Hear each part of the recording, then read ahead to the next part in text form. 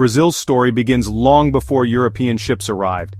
The land we now call Brazil was home to a rich tapestry of indigenous cultures, each with its own unique traditions, languages, and ways of life. These communities thrived in the diverse ecosystems of the region, from the dense Amazon rainforest to the expansive savannas and coastal areas. Indigenous people lived across the land, fishing, farming, and trading. They developed sophisticated agricultural techniques, cultivating crops like manioc, maize, and sweet potatoes. Their knowledge of the land and its resources was unparalleled, allowing them to sustain large, complex societies. The Portuguese arrived in 1500 and saw an opportunity. They were driven by the promise of new lands and resources, eager to expand their empire and increase their wealth. The arrival of the Portuguese marked the beginning of a profound transformation for Brazil. They wanted Brazil's natural resources.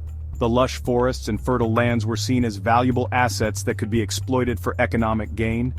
The Portuguese were particularly interested in the abundant Brazil wood, which was highly prized in Europe for its use in dye production. Sugarcane became Brazil's first major export. The tropical climate and rich soil were ideal for growing sugarcane, and the Portuguese quickly established large plantations to cultivate this lucrative crop. Sugar production became the backbone of the colonial economy. The Portuguese built huge plantations along the coast. These plantations were vast estates that required a large labor force to operate. The coastal regions of Brazil were transformed into sprawling agricultural hubs dedicated to sugar production. They relied on enslaved Africans for labor. The transatlantic slave trade brought millions of Africans to Brazil, where they were forced to work under brutal conditions. This system of slavery was integral to the success of the sugar industry but had devastating human consequences. The sugar trade made Portugal rich but came at a terrible human cost. The wealth generated from sugar exports flowed back to Portugal, enriching the colonial elite and funding further expansion. However, the exploitation and suffering of enslaved people cast a long shadow over this prosperity. This exploitation cast a long shadow over Brazil's history. The legacy of slavery and the deep social and economic inequalities it created would continue to affect Brazilian society for centuries to come. It also shaped the country's land ownership and social structures. The concentration of land in the hands of a few wealthy landowners, and the rigid social hierarchy established during the colonial period, had lasting impacts on Brazilian society. Brazil's economy under Portuguese rule was entirely export-oriented. The focus was on producing goods for export to Europe, with little attention given to developing local industries or infrastructure. This export-driven economy made Brazil heavily dependent on the fluctuations of global markets. It focused on a few key commodities. First, it was sugar. The success of the sugar industry set the pattern for Brazil's colonial economy, which would continue to rely on the export of primary commodities. Later, gold and diamonds were discovered and mined, further enriching the Portuguese crown. The discovery of these precious metals in the 18th century led to a new wave of exploitation and wealth extraction, with significant social and environmental consequences. However, this wealth did not benefit the majority of Brazilians. The riches extracted from Brazil's land were concentrated in the hands of a small elite, while the vast majority of the population remained impoverished and marginalized. Instead, it fueled inequality and hampered the development of local industries. The focus on export commodities meant that little investment was made in developing a diverse and self-sustaining economy, leaving Brazil economically dependent and underdeveloped. By the early 19th century, Brazil's colonial economy was showing signs of strain. The limitations of an export-oriented economy were becoming apparent, and the social and economic inequalities were leading to growing unrest among the population. The Napoleonic Wars disrupted trade. The conflicts in Europe had far-reaching effects, disrupting the trade routes that Brazil relied on and causing economic instability. Meanwhile, the demand for sugar was declining in Europe. Changes in global markets and the rise of alternative sources of sugar reduced the profitability of Brazil's sugar industry, further straining the colonial economy. These factors, coupled with growing discontent among Brazilians, paved the way for independence. The economic challenges, combined with the desire for greater autonomy and social justice, set the stage for Brazil's struggle for independence from Portuguese rule. Brazil declared independence from Portugal in 1822. This momentous event marked the beginning of a new era for the nation. setting the stage for its future economic and social transformations. Despite this newfound independence, the country's economy remained heavily reliant on agriculture. Sugarcane and other crops were the mainstays, but they were not enough to propel Brazil into the ranks of the world's leading economies. It was during this period that coffee emerged as the new star of Brazilian agriculture. The fertile lands and favorable climate of the southeastern regions proved ideal for coffee cultivation. As the world developed a taste for Brazilian coffee, demand soared.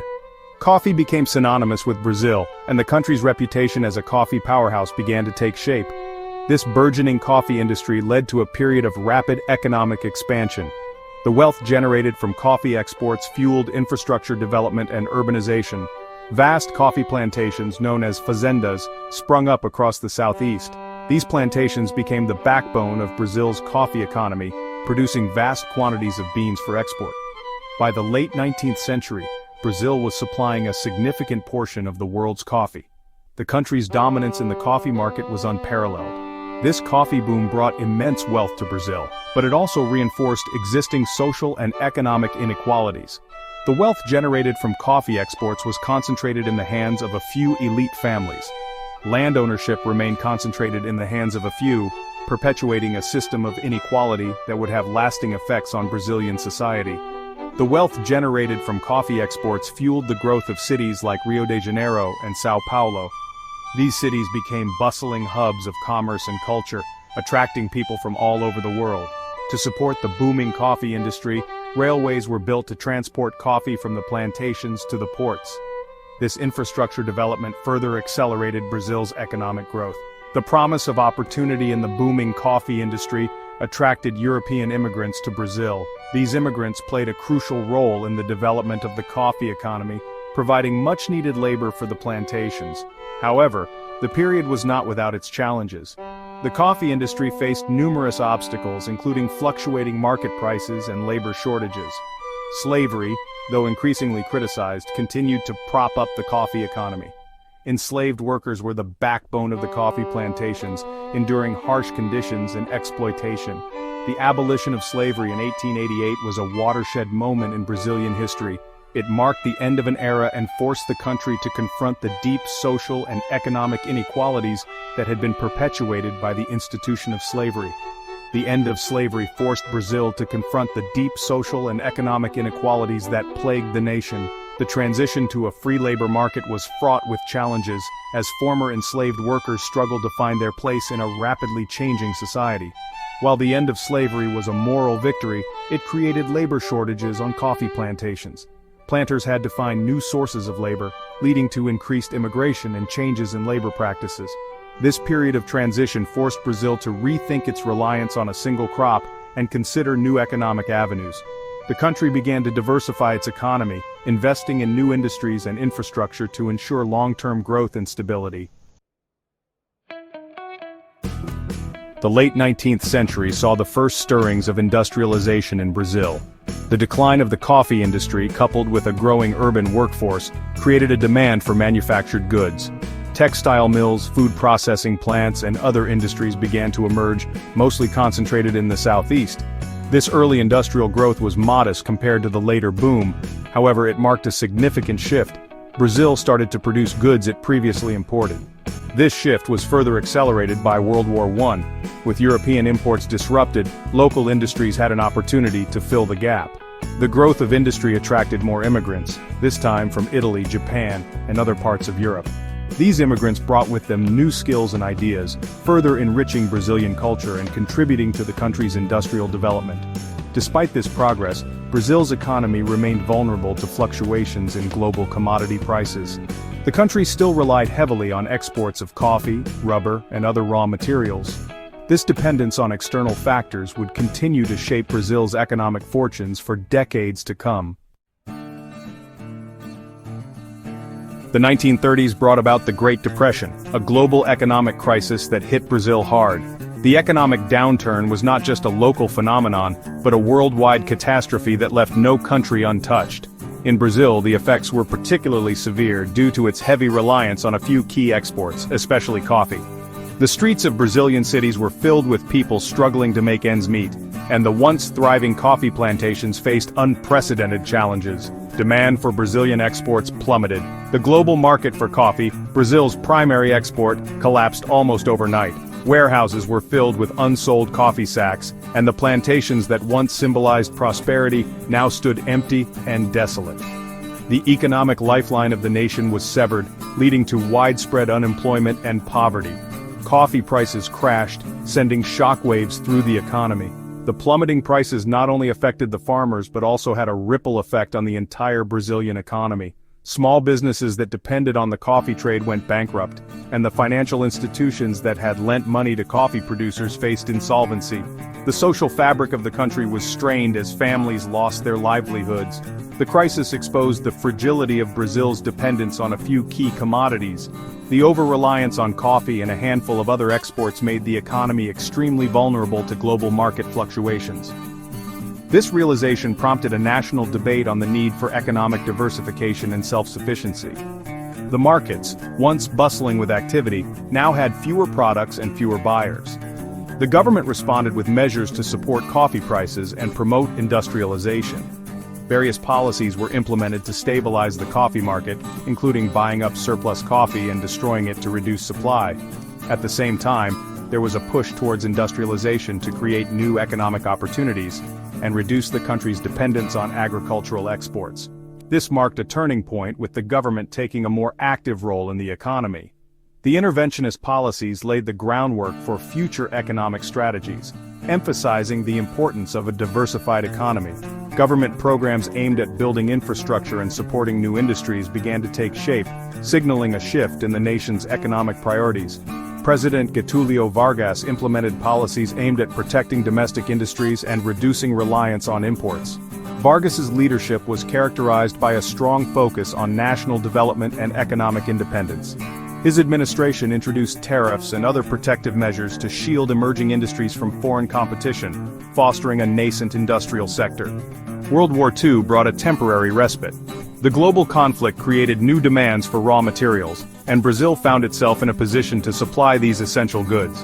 The war effort required vast quantities of resources, and Brazilian exports once again became valuable on the international stage. As in World War I, the demand for Brazilian raw materials increased. The country's natural resources, including rubber, minerals, and agricultural products, were in high demand. This surge in exports provided a much-needed boost to the economy, creating jobs and generating revenue. Workers were busy preparing goods for export, and the ports were bustling with activity. This provided a much-needed boost to the economy. The wartime economy saw a revival of market activities, and economic growth charts from the period show a significant uptick. The increased demand for Brazilian goods helped to alleviate some of the economic pressures, but it was clear that this was a temporary situation. However, the war also highlighted the need for Brazil to develop its own industrial base further. The temporary economic boost underscored the importance of having a robust and self-sufficient industrial sector. Efforts to build factories and install industrial machinery were accelerated, laying the foundation for future economic stability. After the war, Brazil entered a period of political and economic instability. The end of the global conflict brought new challenges, including political upheaval and economic uncertainty. News headlines from the period reflect a nation grappling with its future direction, as various political factions vied for control and influence. The Vargas era ended, but the legacy of his interventionist policies continued. Although Vargas left office, the economic strategies he implemented had a lasting impact. His policies of state intervention and support for industrialization continued to influence Brazil's economic development for years to come. Brazil was on the cusp of significant transformation. The post-war period saw the beginning of major infrastructure projects and urban expansion. Cities grew and new roads, bridges, and public buildings were constructed, setting the stage for future growth and development. The seeds of industrialization sown in the previous decades were about to bear fruit. The efforts to diversify the economy and build a strong industrial base were starting to pay off. Factories began to produce a wider range of goods, and the workforce expanded as new job opportunities emerged. Brazil was poised for a new era of economic growth and transformation.